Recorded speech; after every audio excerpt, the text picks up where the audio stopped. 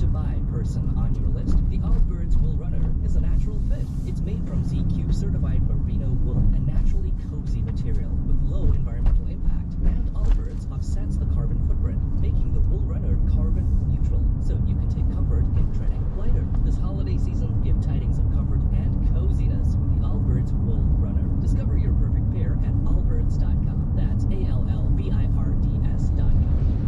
Good evening and welcome to Drakkenheim. This is the Dungeon Dudes weekly Dungeons & Dragons 5th edition live stream campaign. My name is Monty Martin, running our campaign as Dungeon Master. And I'm Callie McLaughlin, playing Wilhelm Wolfsbane, the human swashbuckler. And we're joined today by our good friends. Dildonitis, playing Rudy Whitaker, the shifter Eldritch Knight. And Joel Gorman, playing Wrath, the Aasimar Warlock. And thank you for joining us once again. If you are just tuning in for the very first time, Callie and I post new videos on our every Thursday on our YouTube channel, where we cover everything Dungeons & Dragons, including advice for players and guides for Dungeon Masters. We just posted part 2 of our video series on ranking the cleric subclasses. We're going to be going on to the druids in another couple weeks and go through all of them, talking about all the subclasses in D&D. So check us out on YouTube at youtube.com/dungeondudes. Also, you can join us Tuesday nights when we record the campaign live on Twitch. Check us out from 6 p.m. to 9 p.m. Eastern Time at twitch.tv/dungeon_dudes. You can also watch the video episodes of the show on YouTube. And we're pleased to announce that Dungeons of Drakkenheim is now available as an audio-only podcast, which is available on Apple Podcasts, Google Play, and Spotify. So if you haven't checked out Season 1 of this show, make sure to check it out as either a podcast, or you can also find it on our YouTube channel. Yeah, I was checking out the other day. We're coming up on the charts now with the podcast. So a big thank you to all of you out there who have watched the show on podcast platforms. We're glad that so many folks have enjoyed this, because we're not sure how many people would actually download us and take them with us in their pockets on their devices. And it's really good to know that people, whether you watch us live on Twitch, on YouTube, or on podcast platforms, we're really glad knowing that you can enjoy our content and our wonderful, wonderful, crazy campaign in so many different ways. So, big thank you there. With that, though, let us return to the shadows. Drakkenheim is no more. For 15 years, we foolishly believed the madness and mayhem of that crumbling city was confined to the ruins. We were wrong. Insidious horrors have crept out of the shadow of Drakkenheim into a world unprepared for such nightmares. Tales of strange magic, swirling haze, and unspeakable terrors echo through the villages and towns surrounding that cursed place. Now, the Dusk Wardens, a new band of heroes, are tasked with driving out the seeping tendrils of the spreading darkness before it takes root.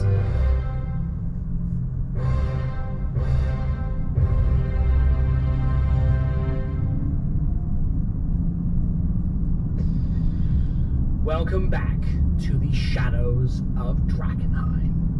When last we left our heroes, they had returned from a truly harrowing voyage deep into the Elvenmire swamps and wildernesses of the wetlands, where they came upon an ancient ruin and caves of unfathomable horror and a creature of truly alien terror. With that behind them, and several survivors in tow, our heroes, the Dusk Wardens, have now trekked back across the Elvenmire wetlands to return to Shaftburg to survey just what kind of impact their actions have had. The strange power which held the people of Shaftburg in thrall seems to have been broken. All the memories of what the people did while they were under the sway of this otherworldly creature will haunt them the rest of their lives. heroes now return to a place where many of us began. A small cottage home of Linus Ram, a wizard of the Amethyst Academy, whose strange, not so much disappearance, but loss of contact with his compatriots in the Academy was the catalyst for our heroes in the world. There in the small cottage, the smell of freshly brewed tea hanging in the air, mixing with the rather unappetizing porridge. Our heroes speak with the elderly wizard, joined by the two elves whose advice and counsel they sought earlier as well, Lorwyn and Donald. As Linus pours the warm mugs of tea for each of you, steeps through these, he begins to say, "Well, it must have been something else, I tell you. There was a point, well, late in the evening, only about a week ago. I knew it. Something must have happened. It was like all the folk in town just suddenly woke up from a nightmare, like they were all sleepwalking. All of a sudden, folk that I was hiding from, keeping shelter from here in town, it was like their normal selves just suddenly woke up again." First of all, Linus, excellent job cleaning up your cottage. When we left a few weeks ago, it was rather in disarray, and I suppose either you are an excellent cleaner or you use some sort of magic, but it's good to see that you are back on your feet with your gear. And yes, the things that we encountered were horrible, and I'm afraid to ask, but how many people in this town survived? Have we taken account of the numbers? What was the outcome? Lorwyn, the elven woman who, along with Donald, is here as well, she speaks up and says, "Well, it wasn't Linus's magic. It was a bit of elven magic called elbows and hands that lit this place up. We couldn't very well let the bodies that we left behind stay here. But yes, dozens of people have died in this town. But many more have survived because of it." That's good to hear. We were worried we didn't know what kind of state we'd be coming back to after I'm not there sure was a what they mixed do, but every batch of reactions after we... between every episode, it seems they either have really low volume, or like in this episode, it sounds too high, so the quality gets broken a bit. Yeah, done away with this mind control puppet master who's had their claws in this town for too long. I'll admit, many of the folk of the town didn't really trust me all that much before all this went down, I suppose. Being a mage, it comes with the territory. Can't speak too much better for our elven friends either. We're outsiders here, you understand. And these small town folk, well, they take care of each other and they take care of their own, but I don't think there has ever been anything like this for all of them before. I mean, with the losses and the damages, is there anything we might be able to do to help make things better here? I know that we've eliminated the threat, but are the people here going to be okay? Are you've been assigned Shaft as your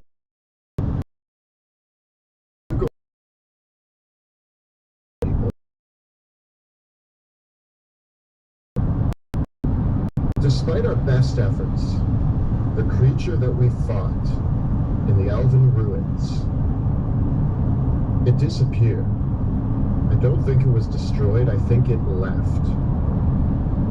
Is there a chance that we can have some Academy eyes on the town to make sure that this creature doesn't start up again? Well, I can't speak too much of the interest of the Academy in the town itself, but when I give my report back to the Academy and ring them up, I imagine that they'll keep me here just to look over, well, to make sure that nothing else is stirring over in them ruins. I'm sure there's plenty of things that we want to investigate over there. I mean, Wrath, I'm sure you got a few samples on the way back, but there's a matter lot more that you may want to take a look at and investigate over there to see if what that thing left or any indication about why it chose that spot in particular. Stirs. He's been brooding in the corner for a while, his arms crossed, his brow furrowed, and the Elven warrior speaks up and says, "Ghosts of the past, haunting up again. These are strange times, and these places that once marked the spots in your world where our people crossed through. There's more places like that. In ancient times, by human reckoning, our people was only about a generation ago. That place was called Lingwood Tower. There's at least 2, 3, maybe even 4 other such split places scattered through Western. Do you happen to know where they're at? Lorwyn turns and says, "There's at least one along the coast, Crystal Coast, I believe you call it. One, I think, further up north as well. They were places where our parents and grandparents came through. They marked a path of passage, and for us now, well, they're like the gravestones marking the life that we've left. With my proficiency in history and my ability to speak fluent Elven, is there a chance that I know a little bit, like when they're saying this, am I kind of clicking into like, oh yes, I know about this, or is this... The knowledge that the elves came from another world is relatively common. But the details are very sparse, and something that what you do know is that most elves say that they're ancient age priests and their druid kings foresaw some great disaster that was going to befall them and directed what people they could convince to leave the world that they came from, and they came here. There's some talk that this is not, that our world is not the first world or even the only world that the elves are writing. Mentioning these towers, the place we went was somewhat of a crypt. Do these towers tend to be above and below ground, or are there pieces missing from the tower that we discovered?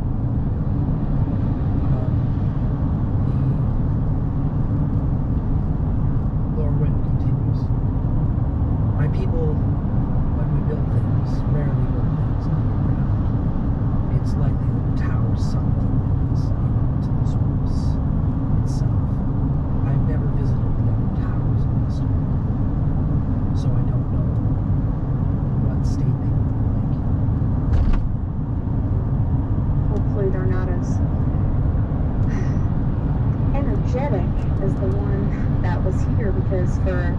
what you say is a grave to your past, it's a mighty restless area. And I'm worried about how that would affect the areas around them.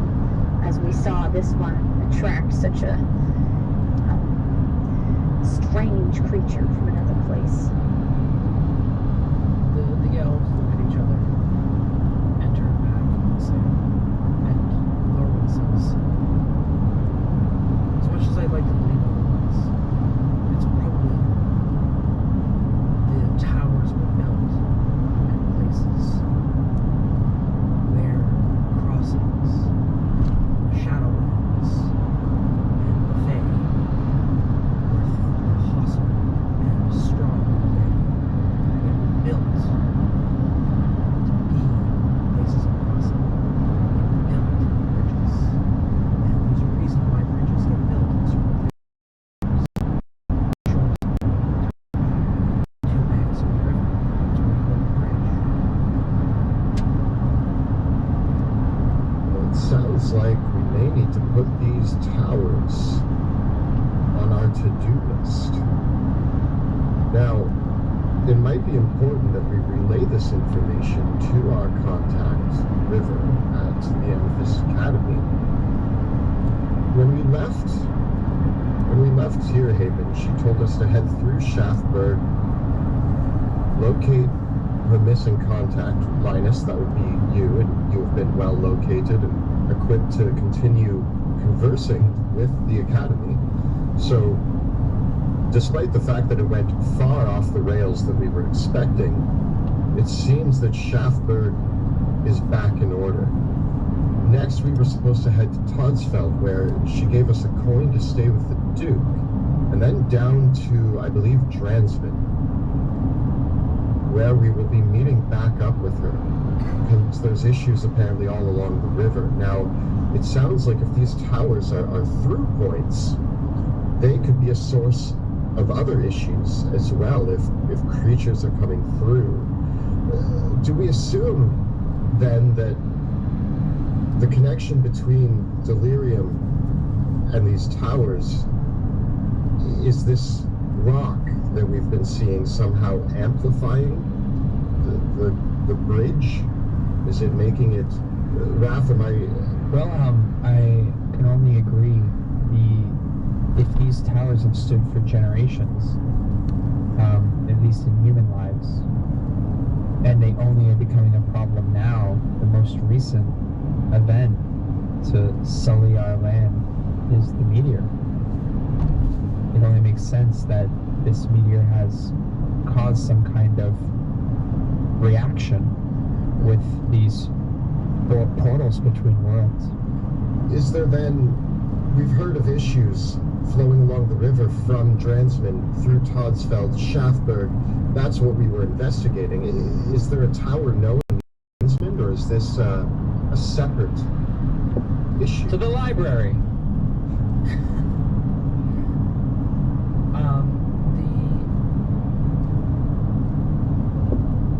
Lauren responds, again, I only know that there was one on the Crystal Coast. Whether that's closer to these human towns you speak of, I don't know. I've never been there myself. But it's possible. Or, I mean, if it still stands, most people might think it was just a ruined watchtower or a lighthouse of some kind.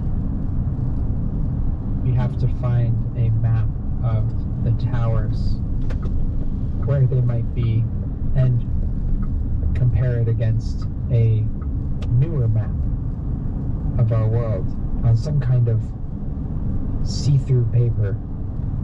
That way we can create some kind of updated map where the towers will be in our time. I also think that, if this has any correlation to what's been happening here, well, there might be some news about some strange happenings along the coast that might bring us to where we may find a tower if this is what's causing it. I feel like the meteor or this delirium may have lit the flame in these areas, attracting all sorts of beasts and things to cross over, which may be what's branching out into all these other little towns, causing trouble. I'm worried about is making sure we clean up here first before we go on. We may have gotten Linus to be sorted out, but what about the flame keepers here? It is probably important that we check on some of the locale and make sure that they are either healed or otherwise. Given what happened to a few of the people in the Elven ruins, it concerns me to think that perhaps the flame keepers.